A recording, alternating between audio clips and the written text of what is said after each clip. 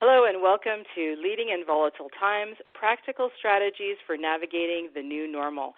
My name is Tanya Cervoni. I'm a Senior Practice Leader at Canadian Management Center. This session is a re-record of the original live webinar. We decided to re-record the session to incorporate so many of the great ideas and questions that came from participants and to tailor our responses to the feedback we received. However, what does remain the same is that I'm fortunate to have with me once again Frank Burns, and he is here through this presentation. And for those listening for the first time, I'd like to tell you a little bit about Frank's background. He has considerable relevant experience for responding to uncertain times like the one we find ourselves in right now. He's worked as a consultant, a coach, a facilitator. He's also held a number of leadership roles across industries, including the public sector. And he's also been a counselor, hypnotherapist, as well as a police officer. So suffice to say, he's really well equipped to respond in times of crisis and chaos. Also, interestingly, he's been leading a remote team for over 30 years that extends beyond the borders of Canada. So again, Frank, thank you for being part of this recording today. Thank you, Tanya. Now, before I hand things over to Frank, one brief message. Any of you listening who are new to Canadian Management Center, a warm welcome to all of you. We are an organization dedicated to preparing the next generation of leaders to thrive in tomorrow's marketplace. And as we know, thriving has taken on a new meaning in this COVID-19 environment, and we're here to help you to provide ideas and strategies to navigate this new normal. Now, with all that said, I'm going to hand things over to Frank to get into the meat of our presentation. Frank, the floor is yours.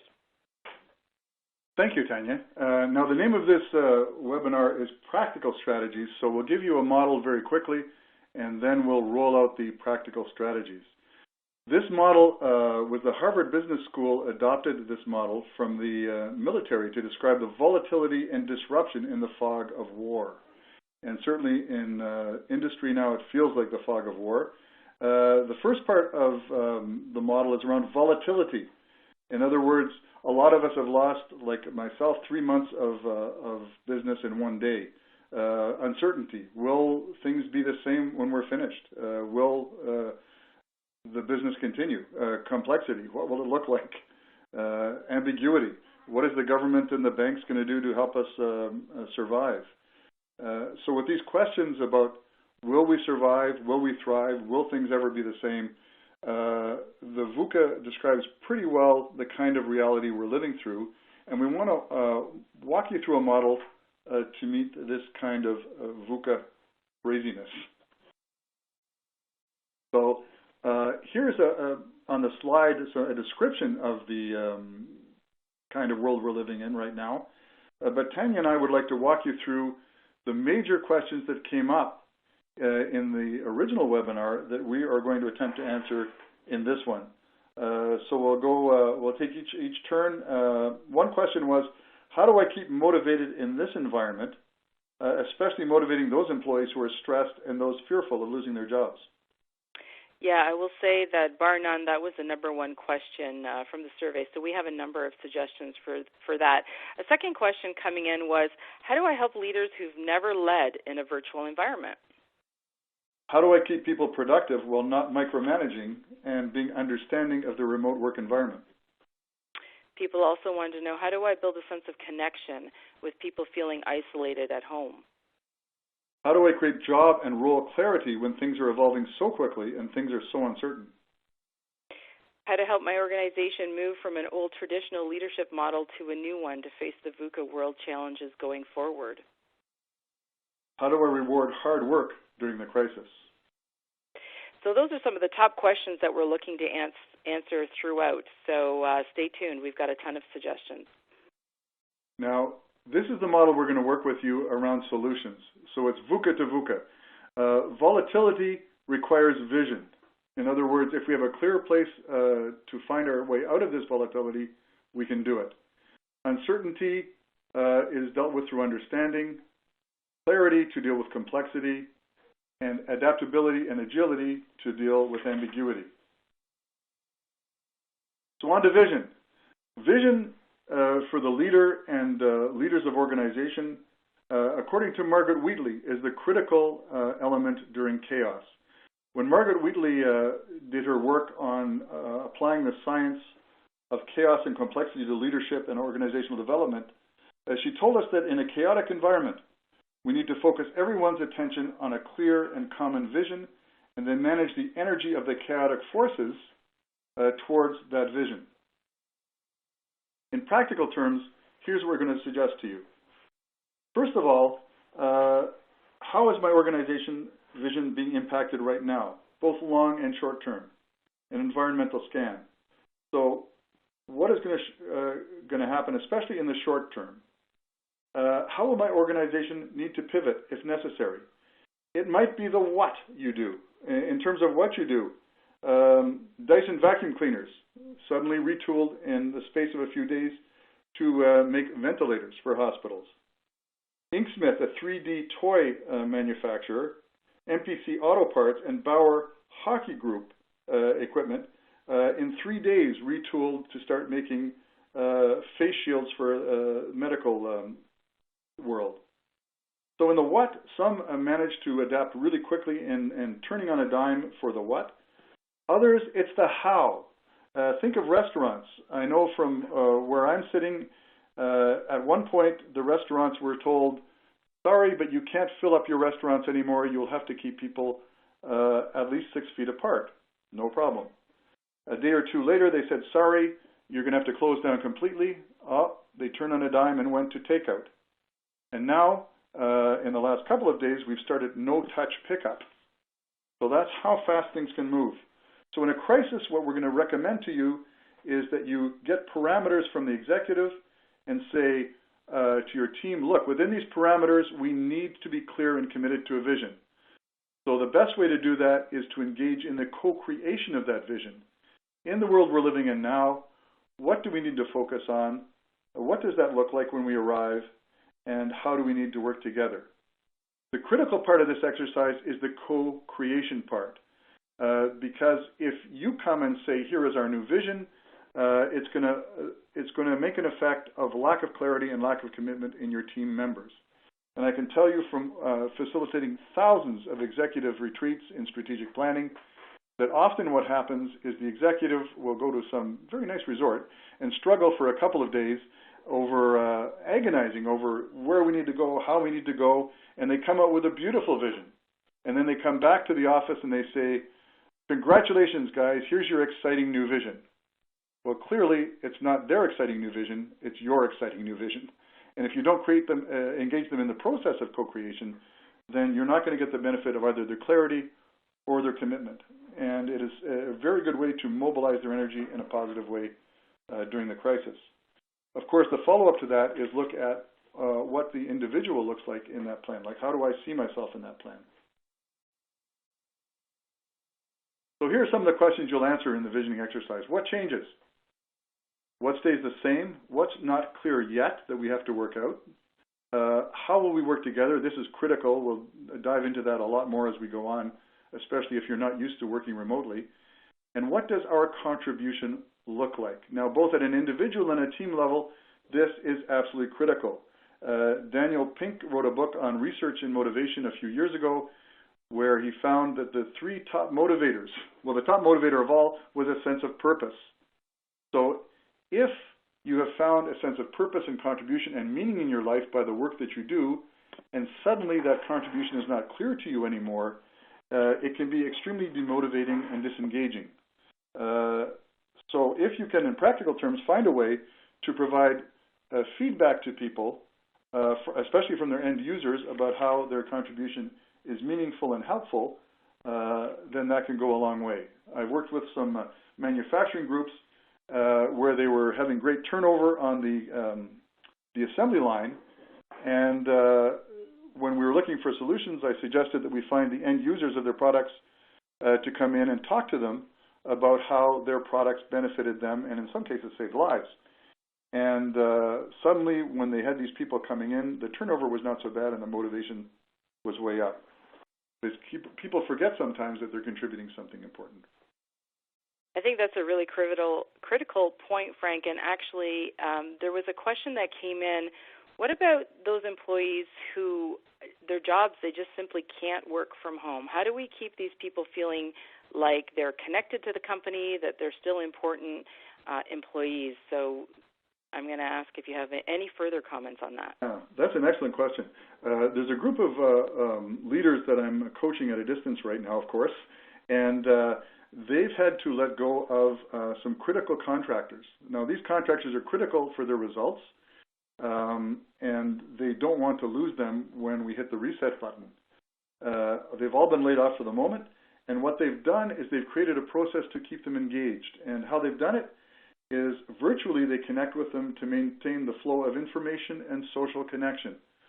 So what they do is virtually they have mini updates where they have they bring them information that's useful to them about government programs that can help them and what the banks can do for them in their time off.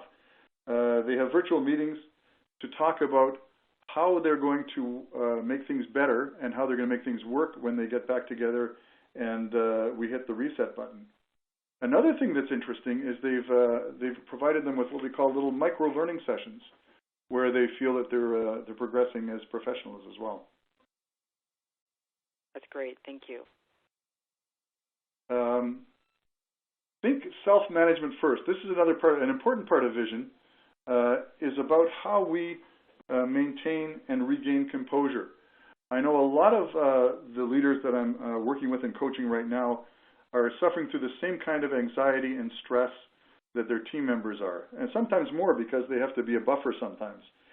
And one of the things we know from leadership experience is that whenever you communicate to your team, if you have lost your composure or if you have very low expectations of them or the meeting, somehow this will leak out in your face and your voice. If you come to reassure your team and to talk with clarity and with confidence, and they detect that you are not confident and a little bit worried, that will leak out in your voice and leak out in your nonverbal, and people will respond to you in a less positive way. In fact, I coach people, not only leaders, but also coach people who do negotiations, teams of negotiators. And with the negotiators, what happens is sometimes their counterparts will intentionally try and make them lose their composure so that they make bad judgments. And here are the practical techniques for self-management that I recommend for them and they practice. One is abdominal breathing.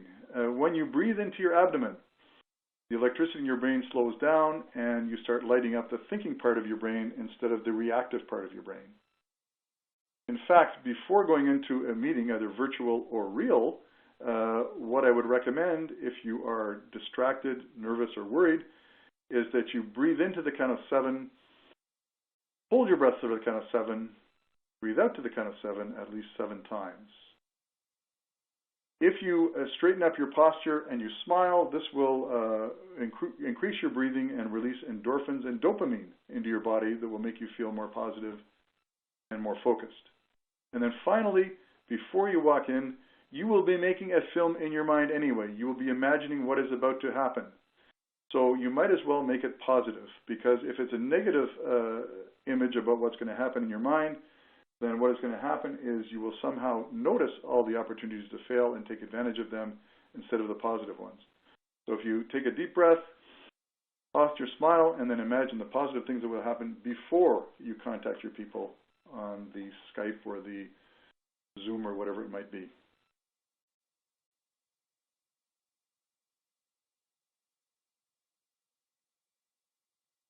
So help your employees create a new personal vision. This is something that came out of our feedback after the first webinar, is the leaders that were wondering, I'm in this environment and my employer's in this environment that we have not experienced before. Suddenly we have our ecosystem that was very predictable, very manageable, we had a lot of control over it, and now we have a bunch of mini ecosystems that we have to coordinate and manage. So what they wanted to know was, how can we help our employees in their home work environment? This is something that's come up with the leaders that I'm coaching online quite a bit in the last couple of weeks, as you can imagine. And one of the things that has worked well for them is to sit down and not make a vision only with your virtual team, but also with the inhabitants of your house. So you sit down with your children, your spouse, and you say, look, Mommy or Daddy is going to need to work at home now, and here's what I need. I need time when I can be with you, and I need time when I can be with myself. When can we do this, and how can we do this? And explicitly negotiate this. And then if you can create rituals and structure to reinforce it. For instance, people sometimes they have a working space where they put a little sign up on the door, or I know there's one of my leaders that puts up a little green paper if it's okay to come in, and a red paper if they need to stay out. And his kids know that, his family knows that, works really well. And then once you've established these boundaries, to continually negotiate them, because they will require a little bit of time before they kick in. And the inhabitants of your house have needs as well, and you've got to look after those. One of the things I'd recommend really strongly is that you are gentle with yourself. One of the study of virtual workers, when they start working at home for the first time, is that they feel that they have to be on all the time during working hours, and this leads to burnout.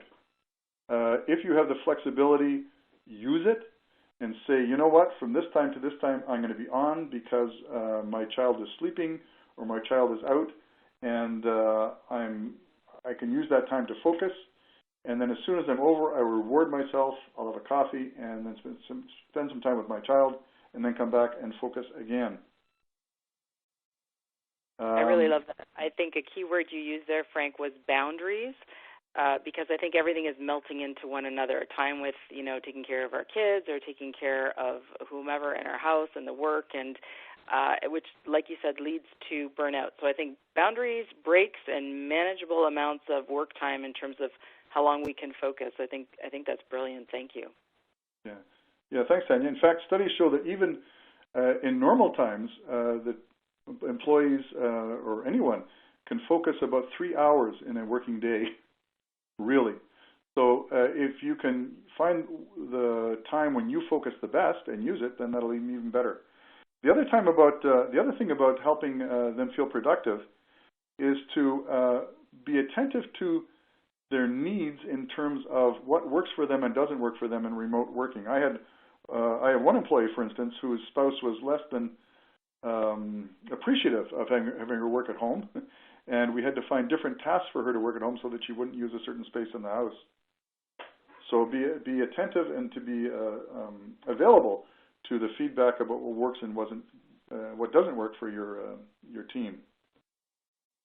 I think the most important thing of all, and we're going to deal with this a little later on, is to create some structure to feel productive. We have anchors that tell us that it's time to go to work and time to be to work and time to go away from work. If you got up and had a shower before you went to work, well, have a shower before you come into your workspace. If you had a coffee before you start your work, well, have a coffee before you start work at home. And adopt some of these rituals and these practices that will remind you that you're working an anchor. Love it. I think it's brilliant. And a great segue into this next section where we're going to talk about how to address things that are stressing people right now. Yeah. One of the things that has worked really well, both in large organizations and in small teams, over the years that I've been working, back here, this is an exercise that we call the stressors and the satisfiers. There's even a free 4-question evaluation that you can get to start your process off from Health Canada. But here is how it started out. Health Canada did some research about work productivity. And they found that the correlation between stressors and satisfiers with individuals and teams was a huge indicator of what was possible to produce as a team or to be productive. They found when stressors and satisfiers were roughly equal, then things worked really well. People were healthy, they were happy at work, they had a healthy workplace, and they were productive. When the satisfiers and the motivators were more than the stressors, even better. They were happier workers and even more productive. The problem happens when the stressors outstrip the satisfiers and the motivators. And when that happens, Health Canada identified very serious health problems that people will experience and capacity problems that organizations will experience. And very, very serious ones about ability to change. And so the exercise that comes out of this is to ask your team to brainstorm, your virtual team, all of the stressors that they're experiencing, either work-related or home-related, as a group, and rank them from about 1 to 10. And then brainstorm all the satisfiers and motivators that they have in this new work environment and rank them from 1 to 10. And they take the top stressor and the top satisfier, and for the stressor, say, with this particular stressor, over the next couple of weeks, how can we either eliminate the stressor, mitigate it, or learn to live with it better, and keep the process going until you've resolved it or dealt with it to people's satisfaction. With the satisfier or motivator, if this we find this motivator and motivating, how can we have more of this motivator or better quality of this motivator? And stay with that for a couple of weeks. Now, the magic in this process is not in the exercise itself. The magic is in the follow-up. Because if you follow up with people and keep on addressing managing their stressors and increasing their satisfiers and motivators, they feel a sense of control, they feel a sense of engagement, they feel a sense that you care about them, and it increases your credibility immensely, but most of all, it will increase their productivity in a very measurable way. So it's something that I recommend highly, and it's worked well. That's the other great. question is for about how employees can feel productive. I think we've addressed that a bit. Yeah, I think we have. The question that was in, how do we help employees ensure that they're productive in the times of stress? And I think this strategy that you're giving folks today, especially with the consistent follow-up, because what's stressing me today might be different than what's stressing me tomorrow, so the consistent check-ins, I think, is invaluable. And just to add to what you're saying, there were several suggestions that came from folks in the live webinar when we asked, what have you done to help focus and mobilize your team? People were saying things such as reviewing and revising plans, goals, and KPIs, taking my team through a SWOT analysis, temporarily redefining roles so work can be distributed differently. So what they're finding is that some people are overloaded, some people are being underutilized, some people, because of their home environment, can't do what they used to be able to do. So how can we shift that around and be flexible? And then a lot of folks saying we do daily team huddles or team meetings to support each other with reprioritizing and dealing with urgent items. So those are some practical strategies. Now we're going to get in a little bit more into the human piece around understanding. Back over to you, Frank. Thank you, Tanya. So in terms of understanding, the key part of this is you are coming into your remote team in many cases, and you have less control, less feedback, less visibility around what's going on, and you have to get it in a virtual scenario. What's going to happen is sometimes people are not going to get the results you expect them to get. Sometimes things are going to go off the rails. Sometimes people will behave badly. What I want to insist on here is to resist the temptation to react when things don't go as planned, and to go into problem solving instead of criticizing or reacting. In other words, responding instead of reacting. So this is a little tougher in a remote scenario because you don't have the nonverbal, and they don't have your nonverbal. So it takes a lot of acknowledgement, a lot of open questions, and to verify understanding on both sides. I know that when we're dealing with our employees, we used to delegate to them very easily. Now we have to stop and give examples of what we mean, ask them for if they understood the examples, what examples would they suggest, and then check their understanding because it's not as obvious as it was before. But I guess the principle for all of this is the next little piece. think interaction before transaction. People have to know that you care about them. In fact, studies show that when people are busy with their concerns and their emotions, they're not available to listen to you clearly anyway. So what I'm going to suggest is a check-in, not a check-up, and to see when you open a virtual meeting what the concerns and issues of your team are before you go on with the meeting. Now, we had some discussion in the original webinar about this, and we did some reflection on it, because there were different ways that worked for different people. And the way we sorted that out is we said, okay, if your team has a high level of trust, then an open question to the group about issues and concerns will probably work. People will volunteer it, they'll engage, they'll exchange with each other. If you have a lower level of trust, then you might have to ask specific questions to the group or even go one-on-one to draw them out, each person. If there's not much trust at all in the team yet, you might start one-on-one in individual discussions before you start asking these concerns and questions in the group.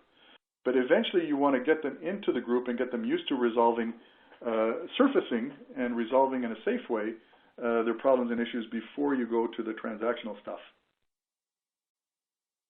Any kind of check-in is a good check-in. I know that there are relationships in networks that will drift apart if you don't look after them during the COVID-19. I'm part of a group of facilitators we work globally with big organizations, and we had a check-in with each other on Friday. And it was brilliant. We called it snack time. And at snack time, everyone could see each other. And the specific question was, please share your snack, your challenge that you're addressing right now, and the silver lining of the COVID-19 experience. And it was really interesting, really instructive, and very helpful in some cases. Love that idea. It really brought us together. Whoops. Building a sense of community. Now, there was a lot of really good ideas. I almost hesitate to add too much to this because the ideas that came in were so good in the webinar. We're going to share those with you. But there's two things I want to send out as principles. The first one is this, is that you need people to connect socially even if they have never met. I know one of my clients, which is mostly a remote team, some of them work together, but most of them are remote. When someone is onboarded, they are required, mandated, to have at least a half an hour of discussion with each team member that has absolutely nothing to do with business, so that they can connect at a social level and get to know each other. The same team, they have a monthly profile where each one of their members is profiled about the kinds of interests they have, the kinds of things they do in the community, a little bit of their background and where they were, and it connects people in very interesting ways. Another thing that we found is very useful, in my team especially, is that since we stretch through 9 time zones on my team, it's not always obvious when we are a community. So what we've done is we've found a time when all of us can be at least available at the same time. And our time is from 10 in the morning till noon. And we know that everybody from the west coast of Canada to Europe and Africa will always all be available at that moment, even if we don't need to communicate with them. It gives us a sense of community. One thing we found that also works well is that people that we want to get to know each other a little bit more is we will give people in different regions a project to work on together so that they build that relationship.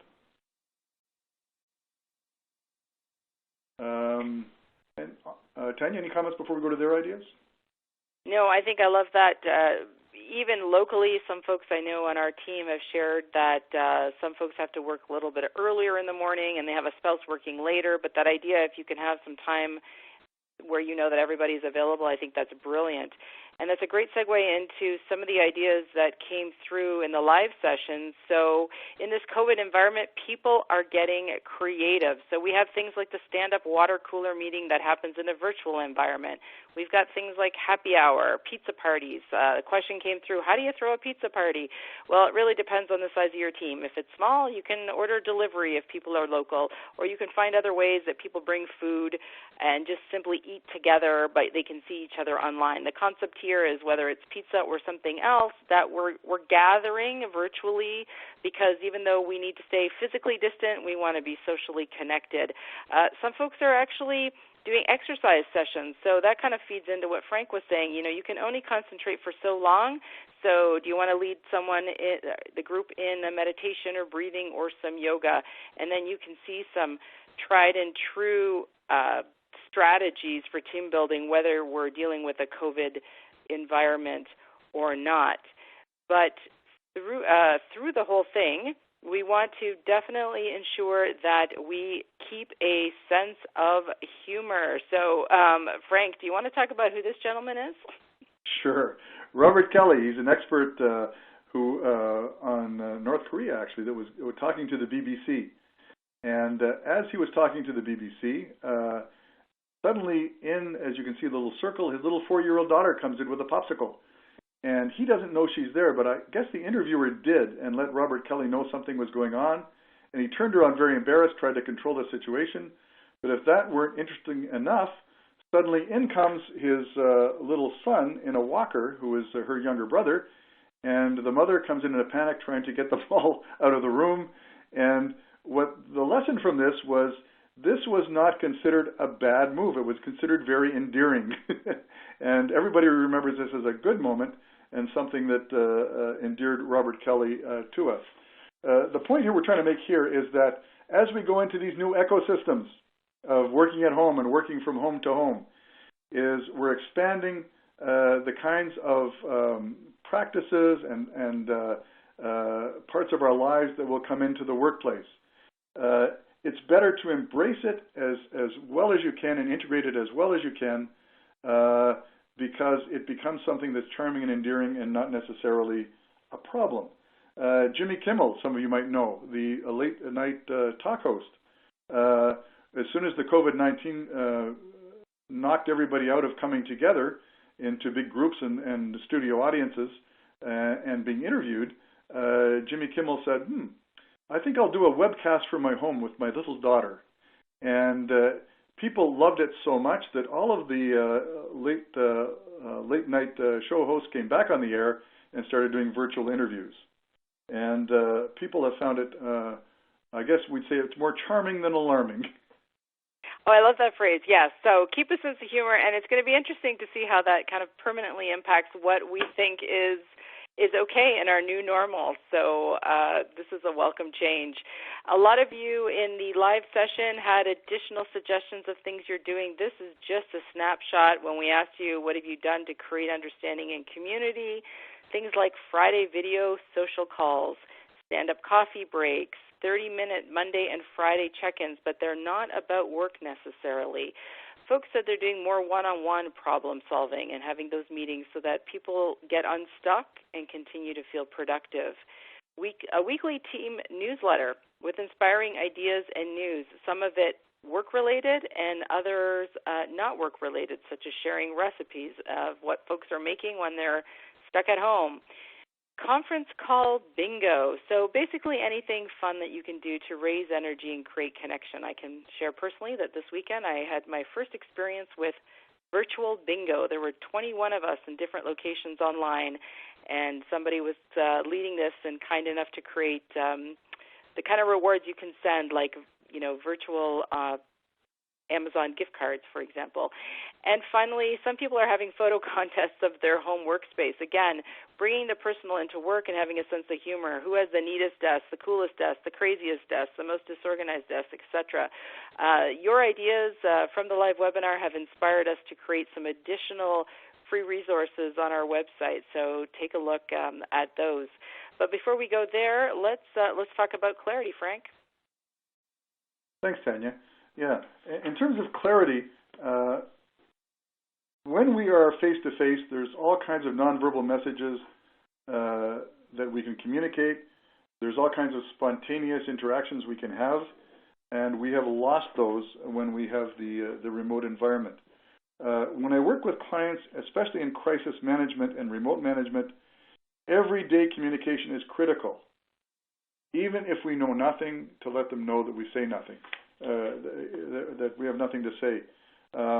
People, when they're in a state of fear or concern, are going to create ideas and rumors, even if they're none there. So you want to say, how do we, no information to have. So how do we establish these new norms? Weekly, daily meetings, explicit new ways of doing business. One of the things that changes when people work remotely is that in the old days we could say, hey, let's all get together in this room and we're going to chat about the new issue coming up. Now these have to be planned ahead. They have to be explicit about how they're set up and the purpose of the meetings. In terms of problem solving, this is something in the teams I've worked with, the virtual teams, they found is challenging if they don't address it at the outset. If the leader doesn't decide with the team members the kinds of problems that they're going to solve. First of all, well, I'll share this an executive team that is mostly working remotely now. They got together and they said, first of all, let's list the decisions that we make. Then let's decide which of these decisions requires consensus, which require majority rule, which require only consultation and then decision, and which ones require no consultation at all. The leader can just make them and move on. After they did that, they found that people's expectations were managed well. In other words, they didn't feel insulted or excluded or worried if they weren't involved in a certain decision, but also they knew how to manage and contribute to decisions in a more effective way, and most importantly, decisions were made. They weren't put off and held up in bureaucracy. The other thing is around problem solving. When we have problem solving decisions in meetings, sometimes we have some kind of intuitive ways of solving problems that work well. When we're in a virtual environment, it's not so easy to do that.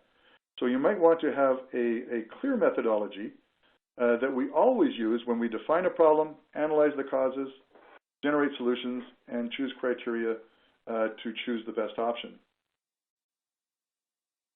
I think those are great. I think just that piece around structure is really important and worth reinforcing. I know I tend to be the type of person who goes with the flow, but it seems like in this environment where people are already kind of unclear and then we're brought together, the piece around deciding how we're going to decide and the consensus versus is this a vote versus is this command and control is really, really helpful so that we're not operating from a place of assumption. So I love that. Thank you. Thanks. And the other thing I wanted to address here is one of the questions that came in about how do I structure virtual meetings with a large number of staff and make sure that everyone is heard and included. So I thought we could talk about that here in the clarity piece. The number one thing is have an agenda. If you have an agenda, the best kind of agenda is the ones that people have contributed to making before, so they know what's coming down and it's things they care about. The other thing is to communicate that agenda, of course, but also have protocols that are very clear at the beginning of each meetings. You might think that some things do not need to be said, but they really do need to be said. For instance, in our meetings, we always open up with, guys, no multitasking. This is going to be a quick meeting. Please don't type. Please don't check your phone. We need you attentive in this meeting, so no multitasking. And then be clear about what they need to do to participate, how they raise their hand, how they get into the meeting, how they do things virtually. And the thing that we found that works really well in our meetings is to rotate the facilitator of different meetings or different parts of meetings. We might say, okay, Joe, you know, you're really got a stake in this one. Would you mind facilitating this issue for us? And Mary, you're kind of the owner of this process. Could you facilitate this part of our meeting?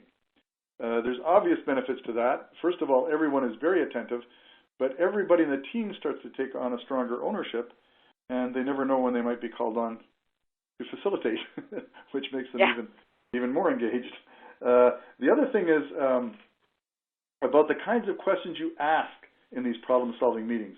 I know I've coached some of these meetings, and when the leaders go in and they ask mostly closed questions, then they're really surprised that they didn't get expansive answers. So you want to ask closed questions or open questions that invite expansion and more involvement and engagement. Great tips. And a forum for questions. Another best practice that I want to share with you. This is something that came up in the last webinar as well. One client that was going through big changes, big structural and cultural changes, was very intelligent in how they managed communications. And the smartest thing I think they did that stuck with me was they created what they called a Ministry of Rumors. Now, the Ministry of Rumors was an intranet site where you could anonymously send in any question about a rumor you heard about what was going on.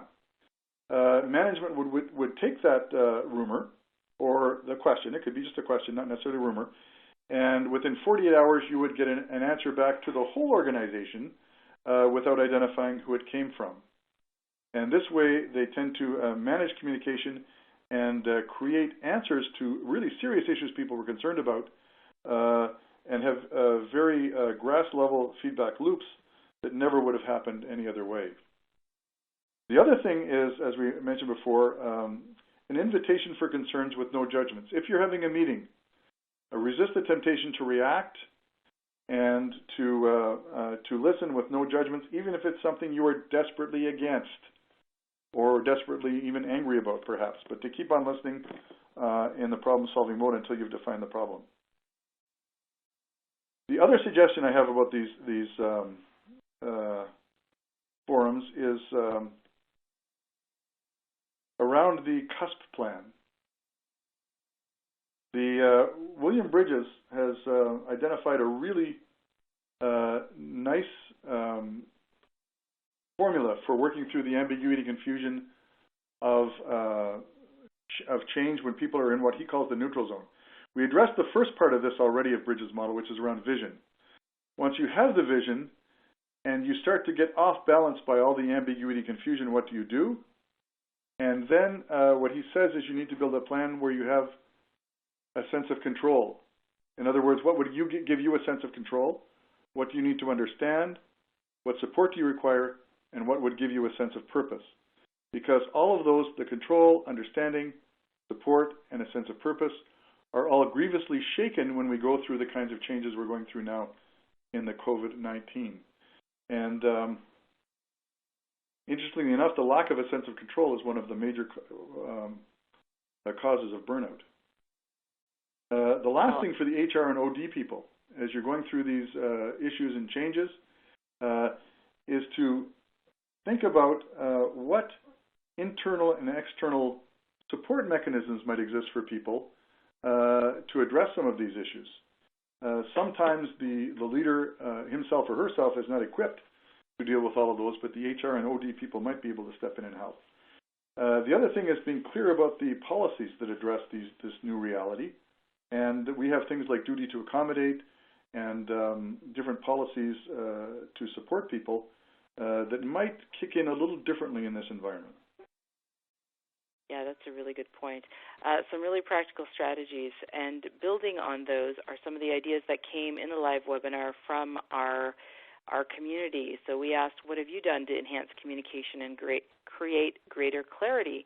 Folks said they're leveraging a variety of communication and work tools. So things that were mentioned were things like Slack, Microsoft Teams, Skype, Zoom, Google Hangouts, etc. People are just meeting more frequently. Things are changing on a daily basis. So as Frank mentioned, we really want those daily check-ins. Some folks said that they're making a point of reminding employees of their purpose and their contribution. So this is important to do in the best of times and more important to do in current times. And one other suggestion was to dedicate time to problem solving. So it sounds like we're all kind of on the same page and rowing in the same direction with some great strategies.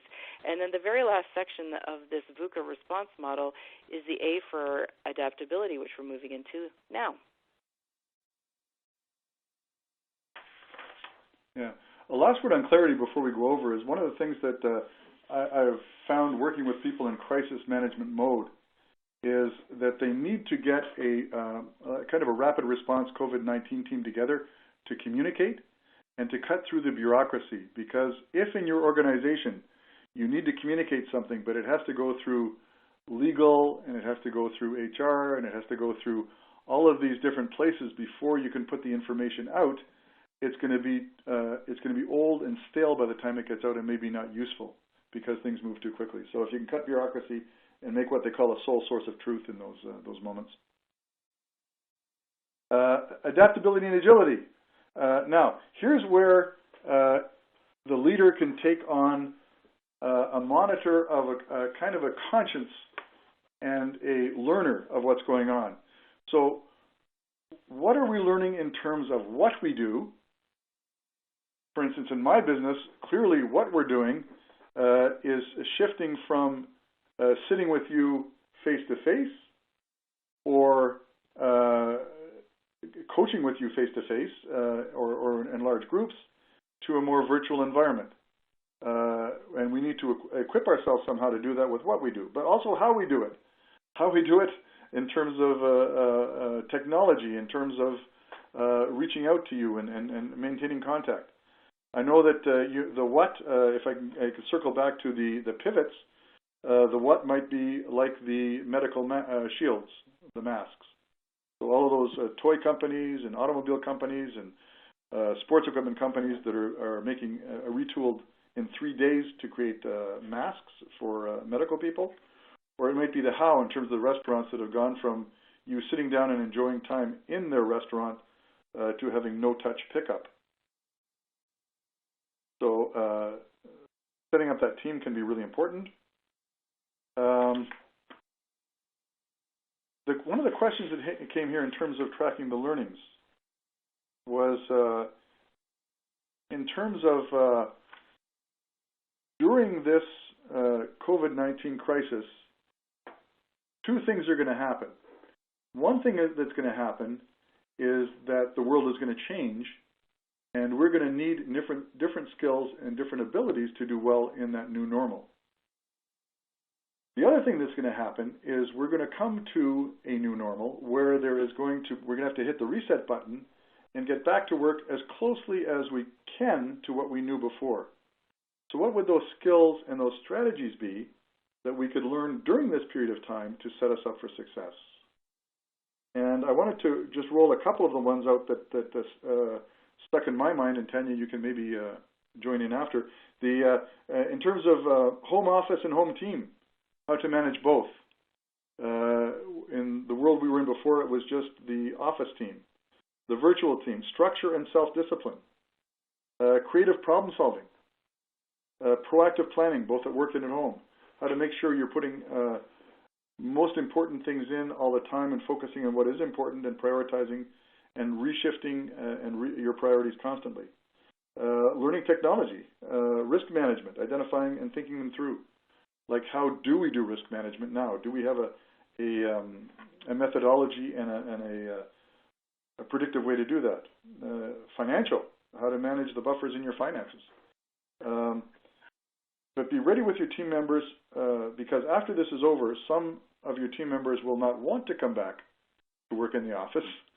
And there's some that you are not going to want them to come back because for a number of financial and other reasons, it might be better to have them working remotely.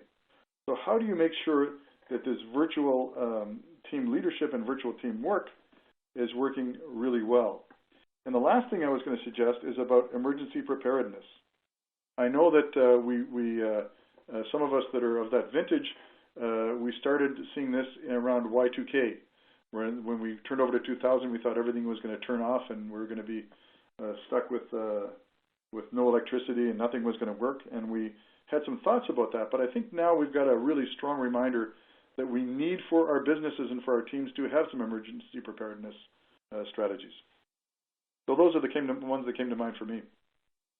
Yeah, definitely eye-opening in terms of managing risk. I think that's a very complete list. I'm not sure if you mentioned this. The only other thing that stood out to me is, and we're hearing this a lot from our clients, is just making sure that we're trained, especially as leaders, to lead change. We're having to lead change maybe a little faster than we ever have, and then even just as employees, how do we manage our own resistance to change and our own reactions to change, so the change management piece. But yeah, Frank, I think that's a very complete list of new skills for new times, which leads us actually into the next thing I know you're talking about, because it requires some creativity to be this agile, and we're going to talk about some creative problem solving. Yeah, there's some creative, put the creative in creative problem solving. I know a lot of people, we're very task-oriented and we want to get to closure on problem solving very quickly. What I'd encourage you to do, especially in these times of crisis, is to take a deep breath and let your team feel safe to speak up and to give them a methodology where they can brainstorm without judgment, lots of crazy ideas, before you go to the closure and decide what to do. This is especially important when you have to retool and rethink quickly in order to adapt to an emerging environment that is changing every day. One of the ones that stood out for me was the report last week about the contest they had in Canada for the university students to create the best low-cost ventilators. The engineering students. I thought that was brilliant. But all of us have got to be like those university students and think, what are the major problems we're facing, and how can we allow ourselves to be a little bit more creative, a little bit crazy in the developmental mode before we go to choosing the solutions. Absolutely, and certainly don't want to sound Pollyanna, but this is definitely a significant silver lining. I'm noticing within our organization and many of our client organizations that things we thought we never could do suddenly become possible when we have no choice to not do them. So I think we're going to continue to see that in the coming weeks or months that this continues. Now, strategy 3. And for the last, the clarify responsibilities and drive accountability. The way we like to think about this is in the understanding part, we talked about how critical it was to be sensitive and responsive to employees' needs and concerns. And in this part, we're saying you need to be sensitive and responsive to their needs and concerns and ruthless about results. Mm-hmm. So what we're suggesting here is that somehow you find a way to make them very clear about their responsibilities and their accountabilities with SMART objectives. As we said before, this will take a little bit more discussion, a little bit more feedback, a little bit more checking and understanding, and creating check-in moments to check accountability milestones. But they clearly have to have some kind of process to do that.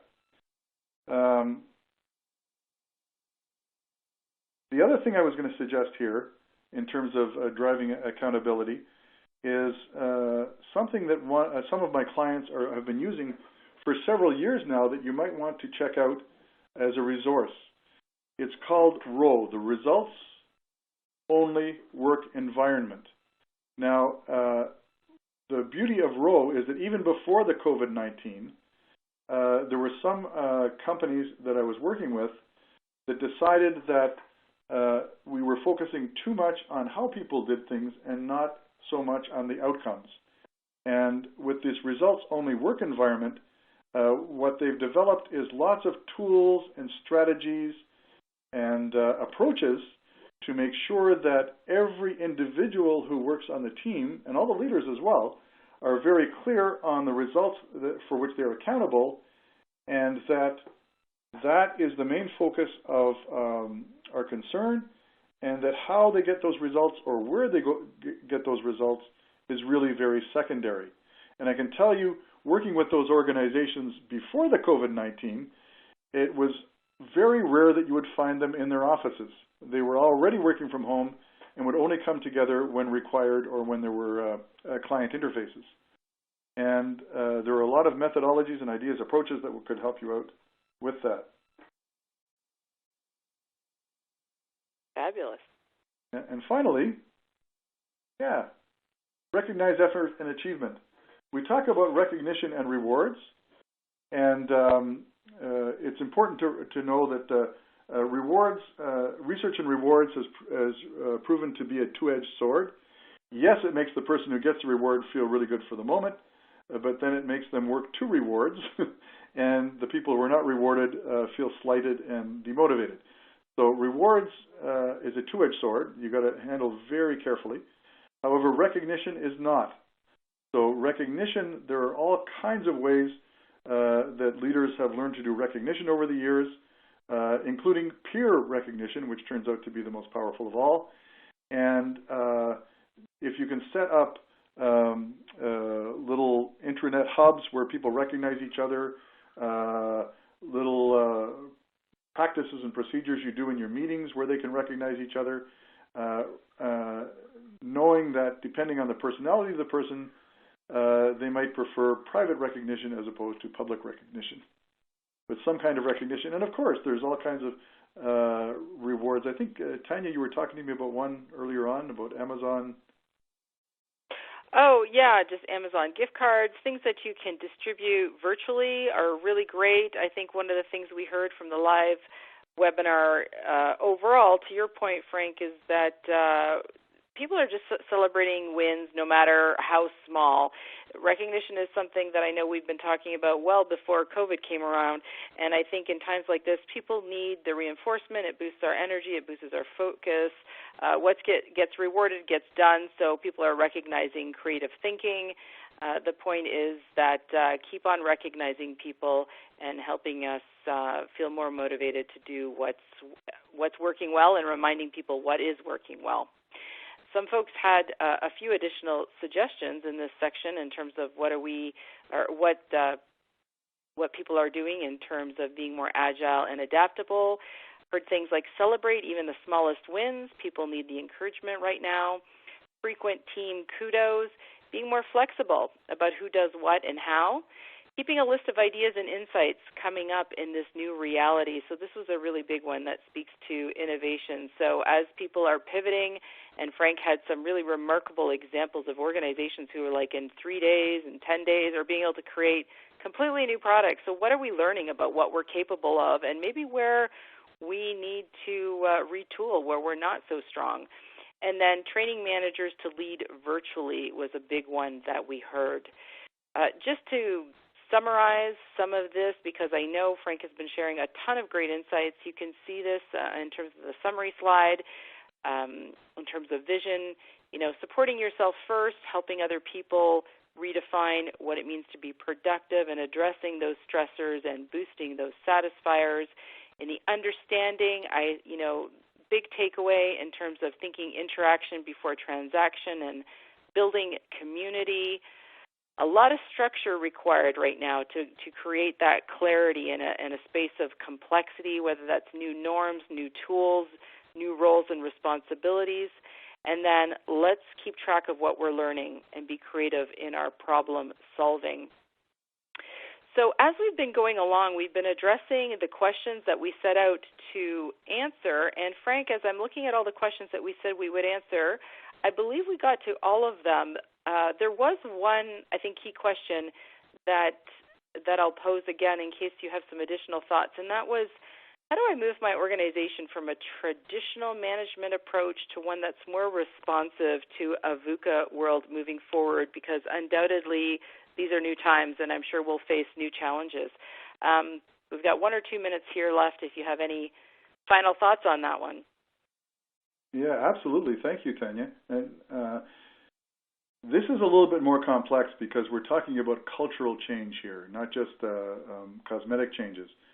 And there are a number of good OD methodologies around this, but in 6 little steps, the first thing I would suggest is you bring the evidence of what worked to your executive. In other words, you come in and say, you know what, remember we talked about in the webinar about tracking the learnings. Here is what we learned about what we do and how we do it. Here's what worked really well. Here's what didn't work so well. And we would like to go forward with this kind of leadership or management approach. What do you think? Once you get the blessing from them, a mandate from the executive to say, sure guys, go ahead, and they're clear and committed from the hearts and the heads, then you create a cross-functional team. People within the organization who have constituencies within the organization that understand what it all means and are willing to work on it as part of their day job, not just off the side of their desks, and that they can create the momentum for this going forward.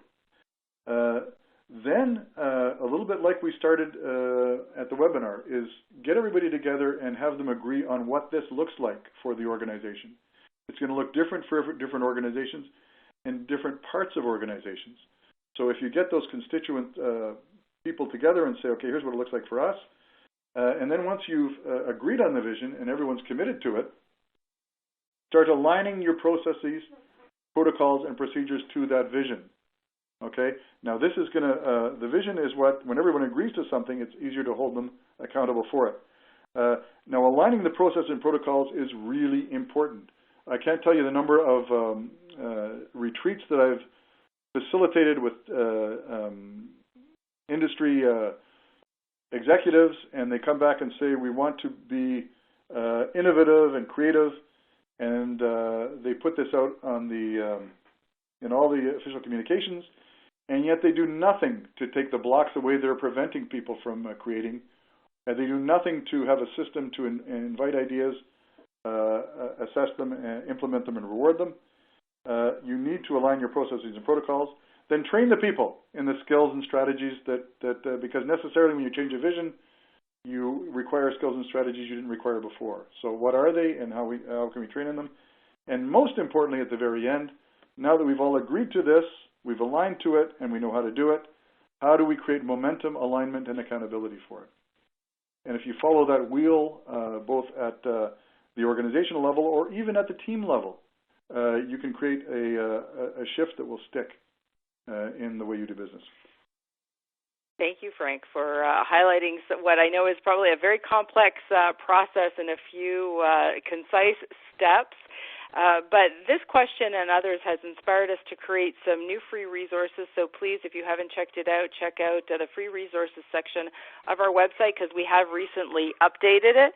Also, some folks have been looking for online training at this time. As we mentioned, we have a number of courses to support you, from leading virtual teams to coaching from a distance to managing chaos. All the updated information is on our course website page.